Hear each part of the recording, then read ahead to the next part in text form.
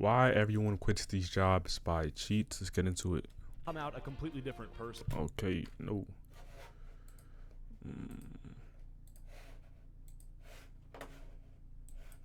At some point,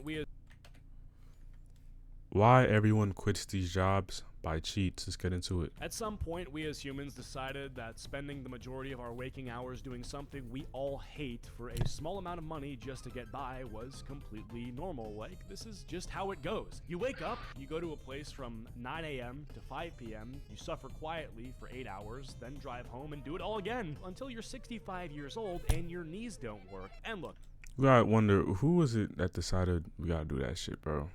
Like, niggas used to wake up back in the day, be with your family, farm, go to sleep and repeat.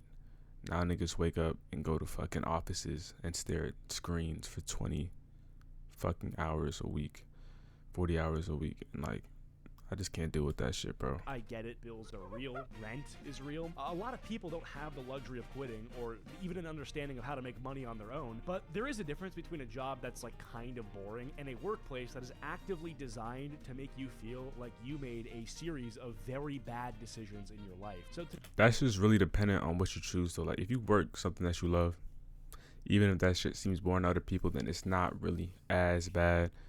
If you pick some shit, even if you make a lot of money, if you pick some shit out of money that you hate, that you're not passionate about, you're going to be regretting your decisions for as long as you work.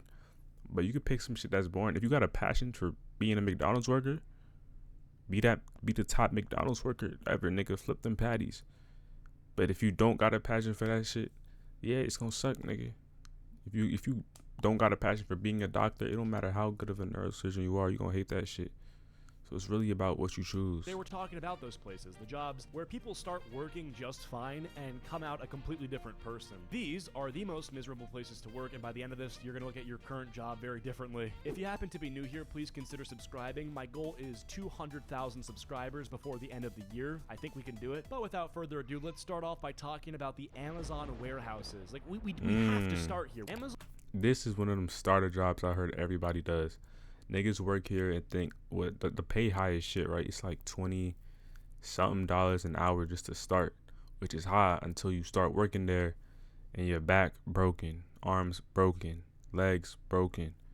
Shit is not sweet. It's always a catch. Warehouses get brought up so consistently in conversations about bad working conditions that it's almost become a joke. Like, if you even utter the words Amazon warehouse, people already know that you're urinating like in water bottles for your bathroom break. People use this job as a reference point for why their job could be worse. Like, the guy scooping Chipotle bowls for 10 hours a day is thinking to himself, well, at least I get to use a real bathroom. And these workers at Amazon fulfillment centers are tracked constantly. Their every movement is logged through handheld scanners that record scan rates, idle time, and productivity scores in. All right, see, that's fucked up. That's dystopian. Cause look, we work 8 hours a day, but niggas is bullshitting for at least 3 of those hours. You work for Amazon, you can't even stand, nigga. They calculating your productivity score. What the fuck? That shit is overly crazy, nigga. That's actually some like evil Big Brother shit, bro. Like, I can't imagine that. You fucking you think you're doing sweet. You call them by your fucking supervisor. Nigga, why is your idle time up 20% this week? Like, what the fuck does that even mean? Real time. There's a metric called TOT. It stands for time off task. And if yours gets too high, you can automatically be flagged for termination. This is a global company That's some evil flag shit that the algorithm decides. I genuinely don't understand how people survive this. Like, what happens if you need to tie your shoe? Is that TOT?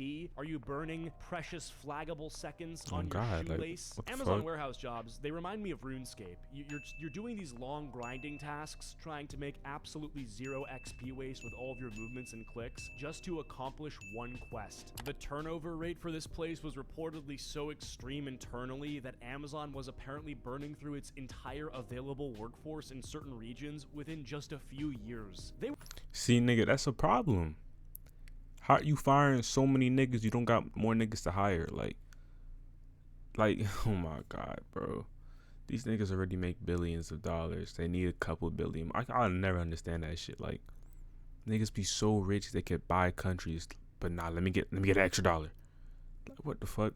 I guess to get $1 billion though, you gotta have that type of mentality, because you would just stopped at a couple 100K like most people do. We're totally aware of this. I almost feel like they don't even care. They might bump up the working conditions slightly to improve the worker turnover rate until they find the perfect ratio of worker suffering to maximum efficiency. Pretty much seeing how much torture they can get away with before people quit. I haven't worked in a warehouse. I want to be clear about that. So if you have and you love it, then good for you. I don't think I ever could. I'll stick to my YouTube job. Thank you very much. Like to be active or At the very something. least, Amazon fulfillment centers do fulfillment. These call centers, which is next on the list, do nothing but annoy everybody. Yeah, I ain't gonna lie. Service jobs where you're talking to niggas can be one of the worst things in the fucking world.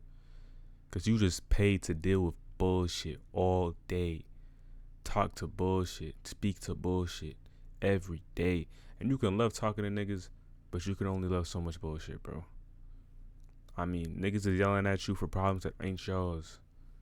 Ain't nothing you can do. You just gotta sit there and take the disrespect. Get paid to be disrespected. I can't do that. Centers are a specific kind of misery that operates differently from warehouse work. Like, it isn't physical, it's psychological in a way that kind of sneaks up on you very slowly. So you sit at a desk, you put on a headset, and for the next 8 hours, strangers call you specifically to either yell at you, cry at you, or hang up on you. And you cannot hang up on them. That's Therapy, the job. bro. You sit there and you take it. You stay professional and apologize for things that are not your fault. You always gotta I mean, honest nigga like me, I can't do it. I can't do it. After the 5th call, after the 5th nigga, I start tweaking out. My tone start going crazy. They gonna start calling my supervisor. I'm gonna start talking to my supervisor crazy. I could not do this. I'm so sorry. I'm so sorry. Ma'am, that's not my fault. Fuck you want me to do about it? That's how I start talking. I swear to God. Make sure to thank them for their patience when they hate every fiber of your being. The metrics in call centers are just as aggressive as the Amazon warehouse, like just structured differently. If a customer is furious about something that happened 3 shift changes ago and gives you a 1-star rating on the post-call survey, that score is yours. There's almost nowhere to appeal it. Then all the ones you've added up will count against your yearly performance review. It's absolutely brutal, and it's usually not because you did something wrong, it's just because the guy didn't get the resolution he wanted. Like, I've talked to some people who've worked for call centers for insurance companies and banks, and the one thing that keeps coming up is that the job itself might be manageable if they weren't on you constantly. But the combination of back-to-back calls with essentially no real break in between, constant monitoring of every metric, and absorbing other people's anger for hours eventually does something to your brain. Like, you know, how can you go from someone... I don't feel like humans are meant to take that much social negative feedback without crashing out. Like, I feel like it's in your blood. Also, what about ambulance and like niggas who handle 911 calls? That shit gotta be worse, because now it's like you really can't, like, what can you do? Because you might hear some crazy shit that you don't want to hear. Screaming in your ear and hanging up on you and trying to process it, so like a millisecond later, a beep just goes off in your ear telling you the next call is live. That can make anyone want to jump off a bridge. Every friend that I have that does this always describes like coming home and just not wanting to talk to anybody. These people just are fully hollowed out from social interaction, and they grow kind of, what's the word? Is it myopic? No, it's misanthropic. It's pretty much someone, I'll just read what it says. It describes an attitude, behavior, or personality marked by a general hatred, dislike, or profound distrust of humankind. Anyway, moving on, we've got fast food, and fast food workers deal with so much disrespect. See, Waffle House is not fast food. That's MMA. That I've seen some crazy shit, but I feel like this more on some chill shit. Like, I feel like it's a combination of the warehouse and the call centers, because you handling people and you doing like physical work, but it's like easier. It's easier. There's a reason most niggas go to McDonald's. You just flip patties. You put your cream on buns, and that's it. You don't gotta do too much. The nigga talk crazy at the front. Fuck up my face, nigga. You're not getting no nuggets. You know, that's cool. This is, I feel like it's so calmer shit. You don't get paid that much though. It's actually sad. Think about modern internet slang. One of the most them niggas at Waffle House will jump you though. Meaning things you can say to someone is to tell them to put the fries in the bag. Like, that's someone's job. When I was 10 years old, I remember being at a friend's house and his dad took us to McDonald's, and his dad crashed out at the poor guy working at McDonald's because I think he forgot some sauce. This was like 15 years ago. And I made this promise to myself that I would never be on the other end of that. The issue isn't always the work itself. A lot of people who've done it will tell you that a busy shift actually goes fast. The problem is everything surrounding the work. The fact that these franchise owners think that a McDonald's located in the heart of New York City can function properly with 3 employees is insane. They are fulfilling 6,000 orders a day. It's really the quantity. You know, it's not the thing itself, it's how often you have to do it. I saw this video a while back where someone just filmed their entire McDonald's shift because they wanted people to see what it actually looks like. It's the GoPro footage you've seen probably. It just looks exhausting, and it's just for what, $7 an hour, maybe 10? That's just not gonna work. If you're maybe 15 years old, then you need a job, then go for it. But this should be you're not a temporary paying shit thing for everybody. And like, it's not like a shameful thing. Like, if you're in a situation, then I totally get it. But your goal should be like, save as much money as possible, work as much as you can, and make a plan during all of this for where you're headed next. If you can make what, $1,500 a month working at McDonald's, and you're maybe 19 or 20, and your parents kick you out of your house, you could probably find some dog shit apartment to live in with a friend for like a few months while you're figuring stuff out. But as crazy as this sounds, some people will totally get normalized to that and not care after a certain. It'd be crazy, the niggas who start working there at 18, they don't stop till they 60. It's just crazy. It's just really crazy. Talking about 40 years of experience. Listen, I don't ever want to say I have 40 years of experience in one place ever in my life. Respectfully, like, it's so crazy, bro. Never will I say I have 40 years. Like, I'm always gonna be moving somewhere else, bro. There's no way you working at McDonald's till you're retiring. Like, you like the senior supervisor, bro. You'd be surprised. After people figure out how they can live off a certain amount of money, a lot of the drive to earn more does kind of go away. So it's really about staying hungry and disciplined and like keeping that drive to do more inside of you. Next up, we've got DoorDash/Uber Eats. I feel like this shit kind of calm, but it's 90% calm, and then 10% you might die. Cause all you do is you pick up the order, you pull up, you push, you give them the shit, and you go. But let's say you pull up on a nigga that's tweaking out. Now you might die, or you could steal their food. I feel like this is one of the easier ones. As long as you get tips, you should be cool. The recruitment angle for gig delivery is one of the more impressive pieces of marketing manipulation that I've ever seen. The whole like be your own boss thing, set your own hours, work as much or as little as you want. On paper, this sounds fucking awesome. I mean, this is any job. You just won't get paid if you don't work though.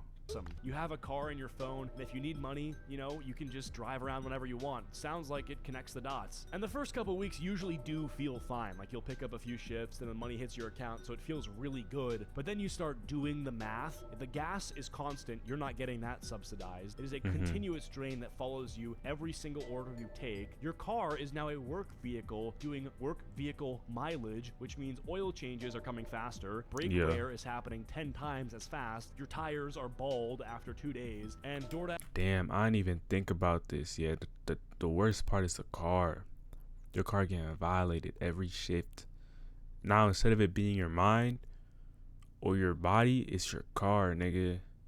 And if you work in Uber Eats, probably don't got another car, gang. Like, you have to fix that bitch. Oil, gas, everything. Nor Uber Eats give a fuck about that. So the real hourly rate after you subtract fuel and apply some rough estimate of vehicle wear, we're talking nothing. A $4 delivery becoming something like 75 cents of profit for 30 minutes of work. Everyone who does DoorDash usually ends up doing it for a few months, and then one car problem unravels the whole thing, and now you're fucked because you're not back at zero. You're literally in the negative. There's also no sick days, no health insurance, no unemployment. If you're out of work for a week or two, like, at least give these dudes some car warranty add-on for their hard work. My buddy Daniel was hyped at his DoorDash earnings and was putting in 10 hours of work a day, and then he forgot to change his oil for 2 months, and now he owes $12,000 in repairs for a blown motor, and he also still owes $20K for the car loan. These corporations are evil. I think the best way to do it is to rent some sort of electric car at $30 a day and then work 15 hours straight, so you might actually break a profit. Or what I've seen some people do is, if they're dating, they just do it with their girlfriend or boyfriend. They listen to music the whole time and chat, so it's kind of passive income while they're just spending time together. Oh, also, you get so lost in. I be seeing this shit. This should be confusing me. Nigga, I ordered DoorDash. I pull up and a kid hands me my order. I'm like, what the fuck? Did this nigga pull up here himself? I ain't see no grown ass nigga. He's like, is this your order? I'm like, yeah. I didn't even know it was my order. Who is this nigga? I pick up this kid, couldn't have been more than 6 years old.